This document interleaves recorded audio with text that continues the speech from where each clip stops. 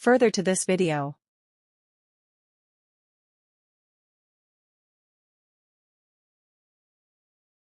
Stefania ASCARI, member of the Chamber of Deputies of Italy.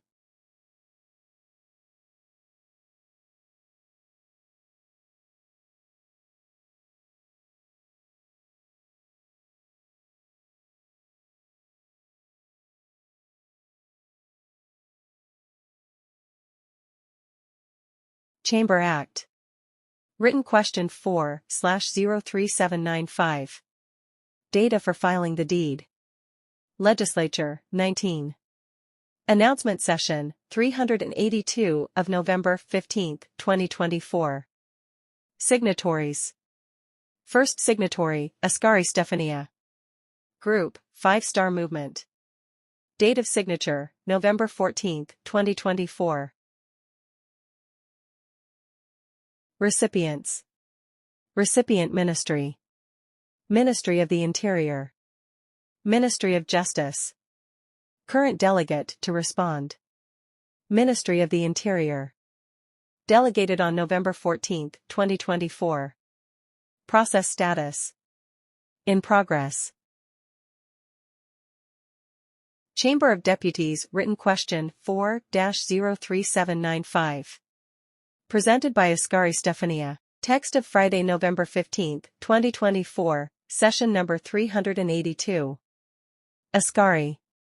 To the Minister of the Interior, to the Minister of Justice. To know, given that there are faith communities around the world that provide resources, support and opportunities to the most vulnerable, also playing a significant role in the protection of minors.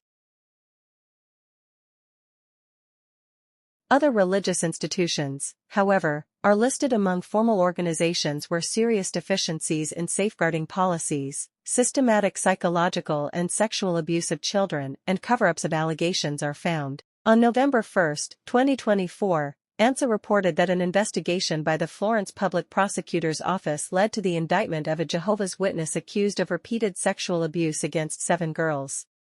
The abuse, which lasted for 4 years, allegedly began in 2014 inside the Kingdom Hall. With a press release, the religious denomination announced that it was unaware of the matter and that it had expelled the member in 2018. According to foreign government and press sources, Jehovah's Witnesses have been the subject of several investigations by government authorities of foreign countries who have unanimously noted, among other things, the inadequacies of internal procedures and policies for the protection of minors, the tendency not to encourage reporting, the concealment of incidents of abuse and pedophilia, the lack of collaboration with the authorities, as well as serious cases of secondary victimization. In the Netherlands, where the confession would have opposed the call to establish an internal investigation into cases of child abuse, the Chamber of Deputies would have commissioned researchers from the University of Utrecht to carry out such a study. The heavy conclusions of the report, made public in January 2020, would be in line with what emerged in government investigations. The recent investigation by the New Zealand Royal Commission, in addition to similarly confirming the findings of other government commissions, has highlighted that the questioning of child and young victims of sexual abuse conducted by members of the so-called Internal Judicial Committee of Jehovah's Witnesses was configured as inappropriate and emotionally and psychologically violent. To establish a judicial committee in cases of abuse, Jehovah's Witnesses around the world would use the scriptural rule of the 2 witnesses, according to which a report of abuse is considered reliable only if there are at least 2 eyewitnesses to the fact.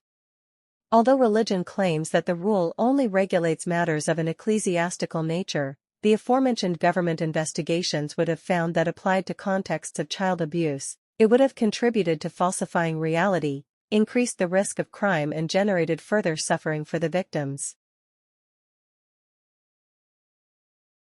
Even in our country, the media have repeatedly reported on cases of abuse and cover-ups within the confessional, confirmed by former congregation elders who presided over such judicial committees, without however any attention from the institutional side.